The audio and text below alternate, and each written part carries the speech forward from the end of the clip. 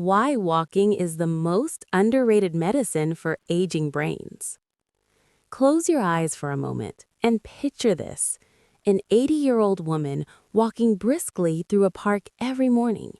She's not running a marathon. She's not lifting weights. She's just walking. And yet, inside her skull, something remarkable is happening. Her brain is growing. Not metaphorically, literally. Neuroscientists have confirmed it. Regular walking, just 30 to 45 minutes a day, can increase the size of the hippocampus, the brain's memory center, even in people over 70.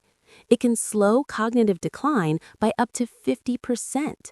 It can reduce the risk of Alzheimer's disease more effectively than most supplements, diets, or even some medications.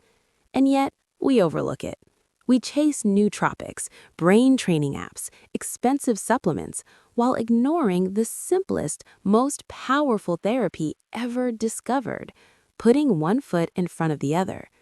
Today, I want to tell you why walking isn't just exercise, it's medicine for the aging mind, and how, with nothing more than a pair of comfortable shoes, you can protect your memory, mood, and mental clarity for decades to come.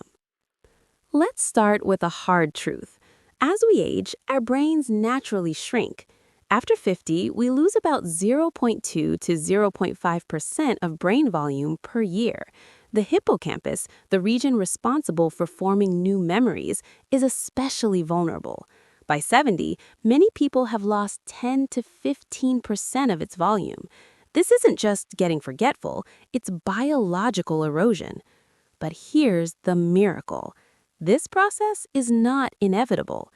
In a landmark study at the University of Illinois, researchers took 120 older adults with sedentary lifestyles and split them into two groups.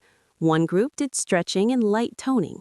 The other, they walked briskly for 40 minutes 3 times a week. After just 1 year, the walkers didn't just get fitter, they grew new brain tissue. MRI scans showed their hippocampi had increased in size by an average of 2%. That might sound small, but it's equivalent to reversing brain aging by 1 to 2 years. Even more striking, their spatial memory improved in direct proportion to the growth. This wasn't a fluke. Dozens of studies since then have confirmed the same thing.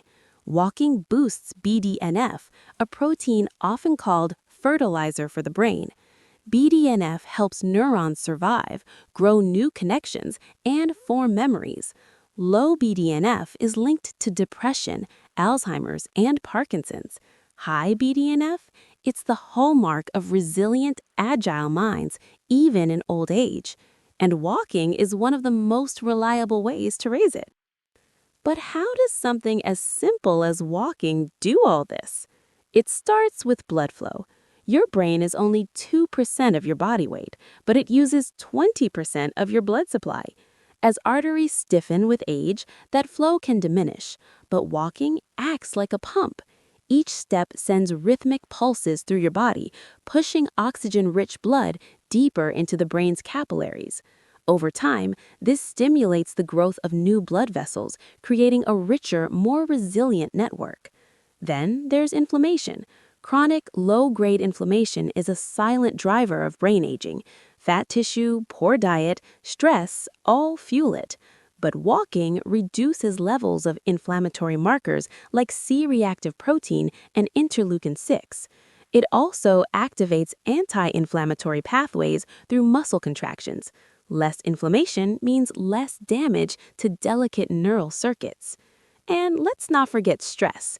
Cortisol, the stress hormone, literally shrinks the hippocampus when chronically elevated. But walking lowers cortisol. It also increases endorphins and serotonin.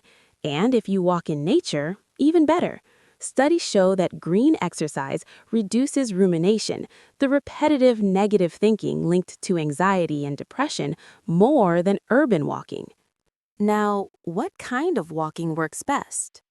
Not sprinting, not power walking with ankle weights, just brisk, sustained walking, at a pace where you can talk but not sing.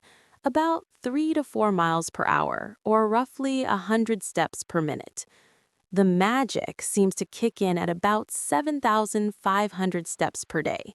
Interestingly, going beyond 10,000 doesn't add much extra brain benefit, though it helps the heart and joints. Consistency matters far more than intensity. And timing? Morning walks may be especially powerful. Sunlight exposure helps reset your circadian rhythm, which in turn improves sleep. And deep sleep is when your brain flushes out toxic proteins like beta amyloid, the hallmark of Alzheimer's. Even better, walk with someone. Social interaction during physical activity multiplies the cognitive benefits. Conversation engages memory, language, and emotional centers. Laughter releases oxytocin. Connection combats loneliness, a known risk factor for dementia. But what if you have arthritis, balance issues, or live in a city with no parks? Good news. Any movement counts. Walking indoors counts. Walking in a mall counts. Marching in place while watching TV counts. A study in JAMA Neurology found that even low-intensity daily movement, not necessarily structured exercise, was linked to larger brain volumes in older adults. If balance is a concern, use a cane or a walker. Walk near a wall. Do heel-to-toe steps for 5 minutes a day to improve stability. The goal isn't perfection, it's regularity. And if you've been sedentary for years, start with 10 minutes a day. Add 2 minutes every few days. Your brain will respond faster than you think. Now, let's address a myth. I'm already showing signs of memory loss, so what's the point? The point is this: it's never too late.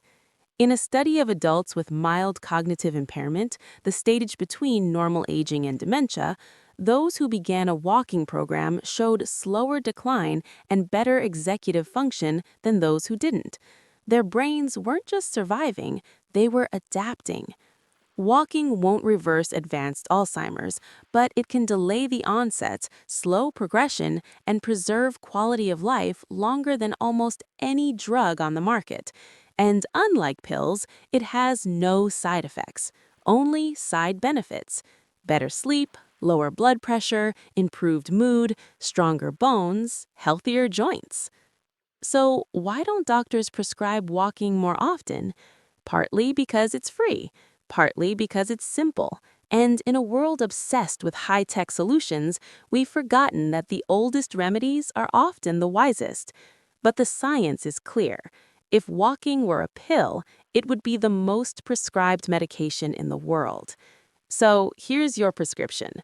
Walk 30 minutes a day, most days of the week. Do it outdoors if you can. Do it with a friend if possible. Do it without headphones sometimes. Just listen to your breath, your footsteps, the world around you. You're not just moving your body, you're nourishing your mind, you're building resilience, you're giving your brain the one thing it craves most: a reason to keep growing. Because aging doesn't have to mean fading. With every step, you can choose to rise. Thank you.